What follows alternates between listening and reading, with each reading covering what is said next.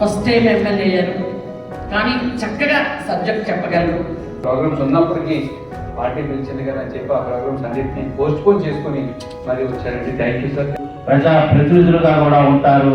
పార్టీకి అంకిత భావంతో ప్రభుత్వంలో ఉండి ప్రజా సేవకుడిగా ఉండి పనిచేస్తూ అదే రకంగా ఫ్యాక్టరీలు ఒక స్టేజ్కి వచ్చినప్పుడు మళ్ళీ కొత్త రకం సరైన ప్రోడక్ట్ కాకపోతే పార్టీలు మారుతుంటారు, చిన్న ఇబ్బందులు ఉంటాయి. కానీ నిజాయితీ గల వికాసైన నిబద్ధత కలిగిన కార్యకర్తలు నాయకులు మీలాగా ఈరోజు మండల స్థాయి టౌన్ స్థాయి ప్రెసిడెంట్గా సెక్రటరీగా ఉన్నత స్థానానికి ఇంకా ముందుకెళ్ళడానికి వీరందరూ కూడా కర్మాగారంలో తయారైన ఫ్యాక్టరీకి సంబంధించిన నిజాయితీ కలిగిన పసుపు రక్తం పూసుకొని తెలుగు జాతి కార్యకర్తలు మీరు.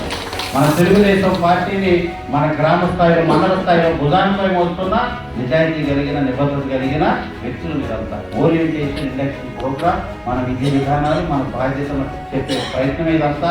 అందరూ కూడా అర్థం చేసుకోండి. ఎవరైతే బాధ్యతగా పదవి తీసుకున్నారో వారు చేయాల్సిందే, కూర్చోబెట్టి మాట్లాడాల్సిందే. వారానికి ఒక్క రోజు